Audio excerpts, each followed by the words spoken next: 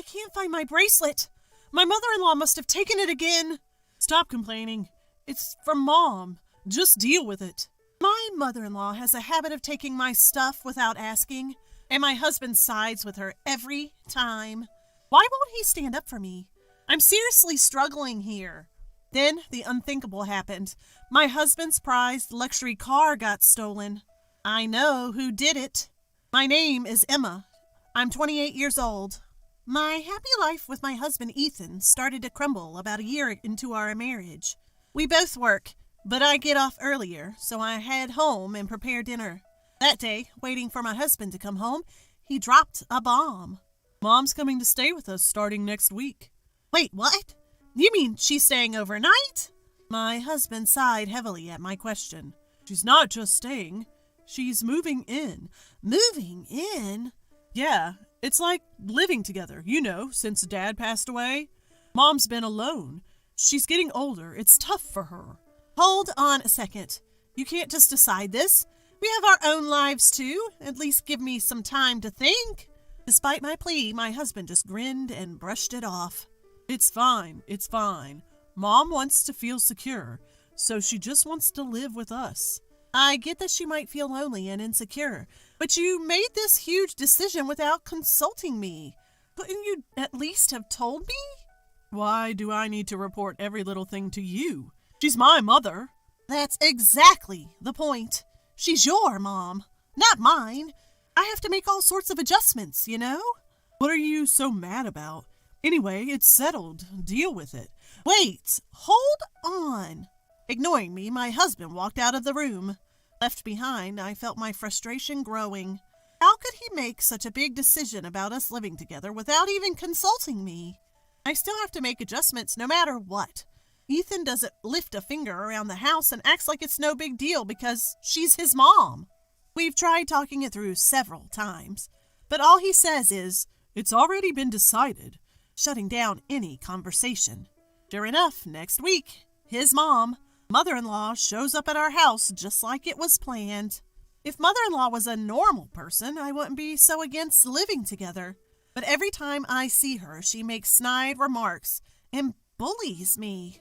That's exactly why I can't fathom living with her and only go to her house when absolutely necessary. But now, out of the blue, it's been decided we'll be living together. As I expected, mother-in-law started making snide comments to me the very first day. "Emma, don't you know I was coming today? There's trash in the corner of the room." "I'm sorry, I was working today, so I didn't have time to clean." Excuses. Couldn't you have cleaned up after work? But then I wouldn't have time to prepare dinner. Oh, for heaven's sake, stop talking back. How do you even manage being Ethan's wife? Be more efficient. I'm sorry. 10 minutes in our home, and it's already like this. I'm really worried about what's to come.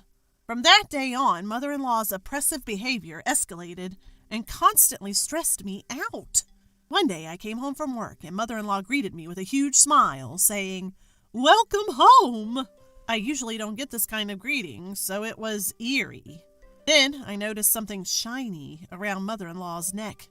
Wait, is that necklace? It looked similar to what I owned. Having a bad feeling, I rushed to my room and checked my jewelry box. My suspicion was correct. I immediately headed to the living room and confronted mother-in-law, who was sitting there leisurely. "Mother-in-law, that necklace. It's mine, isn't it?" "Oh, you finally noticed. It suits me, don't you think?" I lost my cool with her shameless reply. "What are you talking about? Stop using my stuff without permission." "What's the big deal? It's not like it's going to be used up or anything." "That's not the point." "Stop complaining and get dinner ready. Ethan will be home soon." Even as I prepared dinner, my mother-in-law continued to interfere, ratcheting up my stress levels.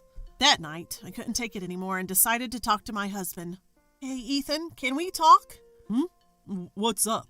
"Today I caught mother-in-law wearing my necklace without asking." "Oh? So?" "So?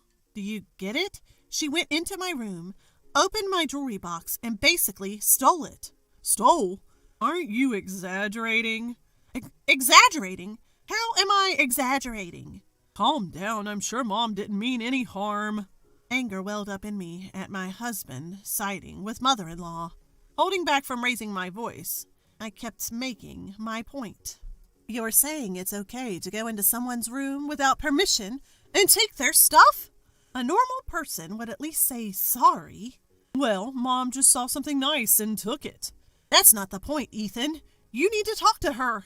What, me? Of course you. Mother-in-law disrespects me. Telling her off won't do anything, so you, her son, need to do it. Fine. I'm counting on you, okay? Despite my emphasis, it seemed my husband forgot by the next day. I shot him a few dirty looks, but he never confronted mother-in-law. Since then, mother-in-law started using my stuff without asking. In other words, she borrowed without permission. No matter how much I complained, she didn't listen. Plus, there are no locks on the doors in this house, so telling her off will be pointless unless she changes her ways. If this continues, I'll end up losing my belongings. I have to put a stop to mother-in-law's behavior. I need to come up with some sort of plan. Then, one day, an incident occurred that I absolutely couldn't forgive. Well, it's gone. How could this happen? Today I had plans to meet up with a friend and wanted to wear my late mother's bracelet for the occasion. It's a precious item, so I never keep it in the jewelry box. Instead, it's stashed deep in my desk drawer. And yet, it's missing. The only person who could have taken it is my mother-in-law. When I confront her sternly, she casually admits to the theft. Oh, that bracelet? I just borrowed it. Borrowed it? Then give it back right now. I need it. I can't do that. Why not? Because I sold it. What? You sold it? Is this some kind of joke? Who sells someone else's belongings? Though rattled, I fought back. Enough with the jokes. Give it back now. It's no lie. By the way, most of the things I've borrowed from you, sold those too. What on earth are you thinking? As I argue with my mother-in-law, my husband Ethan, who just woke up, joins us. Ethan, listen to this. In a rush, I explain the situation. Your mom sold my bracelet. Bracelet? The one that belonged to my late mom. Plus, she's been selling off most of the stuff she's borrowed from me without my permission. Mom, is this true? Faced with the question, my mother-in-law sticks out her tongue in a mock gesture. I'm on a fixed income, you know. I don't want to be a burden, but I can't make ends meet without a little extra cash. You've got to be kidding. What gives you the right? Don't get so mad. I didn't mean any harm. Mean any harm? If you meant no harm, you wouldn't be selling and stealing other people's stuff. That's because, where did you sell it? Buy it back right now. At that moment, my husband yelled, Enough is enough! He was glaring, not at his mom, but at me. Confused, I questioned him. Why are you yelling at me, Ethan? Your mom took my bracelet without asking. Be quiet. I did it for Mom. Stop complaining. For Mom? Are you kidding? Why do I have to give up my cherished items for her? Because it makes Mom happy. She's your mother-in-law. Show some respect. Just do as you're told. I snapped right then and there. I couldn't take it anymore. Not his thieving mom and not Ethan taking her side. I can't go on living with people like this. Fueled by rising hatred, I shouted back. That's it. If you're not going to return it, let's get a divorce. What? Quit joking about divorce. I'm not joking. I am dead serious. Fine, whatever. I'll get the divorce papers today. Good. If you're going that way, I have no problem with it. Amidst our argument, his mom had a look of satisfaction on her face. She never liked me. Her real goal was likely to get me out and have this house to herself and her son. That night, my husband came home and handed me the filled-out divorce papers. After signing them, I began to pack. I'll pick the right moment to leave. That's what I decided. The next day, during my work break, I checked my phone and found multiple missed calls from my nearby living sister, Sophia. Something must have happened. I called her back, and she dropped a bombshell. Wait, Sophia, is that true? It is. No mistaking it. It's not something you see around here. But why? I took a photo, so I'll send it. Make sure to check it on your end too, sis. Okay, got it. Right after hanging up, a photo came through from my sister. Without a doubt, it was the damning evidence that could ruin my mother-in-law. When I got home and was calmly preparing dinner, my husband Ethan stormed in, looking panicked. Emma, this is serious.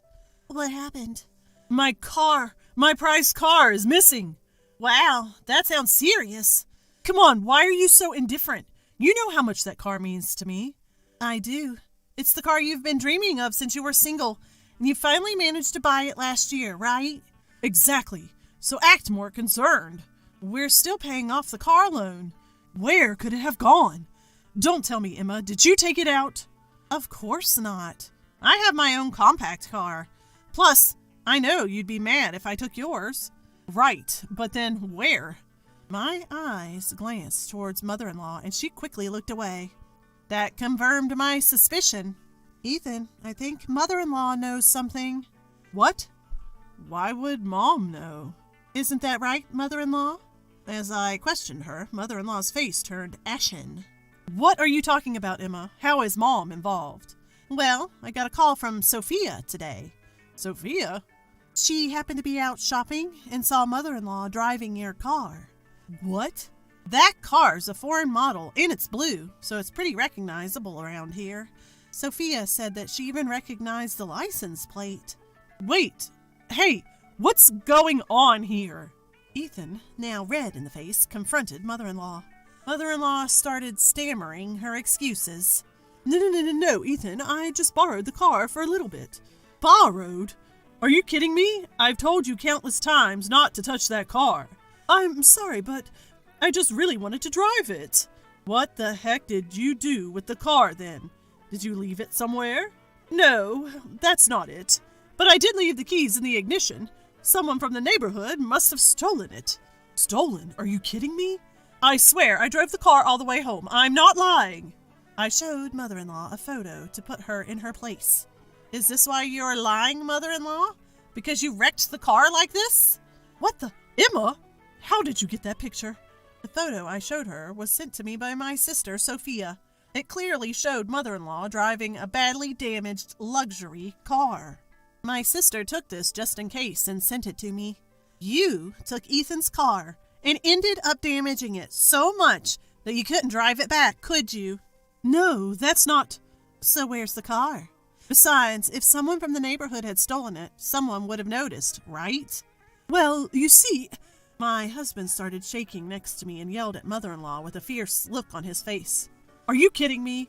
You damaged my car and then what? Give it back now. Calm down, Ethan. How can I be calm? You're paying for the repairs, got it? That's impossible. I've already sold the car. Sold it? That's not possible. The car's in my name. I found a dealer that said they would buy any car. They said I could even sell it as proxy. So I sold it for $4,000. What? $4,000? The luxury car my husband bought would easily go for hundreds of thousands, even if sold now. Mother-in-law was fooled by some sketchy dealer who didn't know the car's worth and got ripped off. When my husband found out, he was livid and yelled at mother-in-law like never before. You've got to be kidding me. Do you know how much that car meant to me? I'm sorry, Ethan. You better make it right. I'll give you back the $4,000, so please forgive me. $4,000 isn't even close to enough. Get out! My husband forcefully kicked his mother out and locked the front door.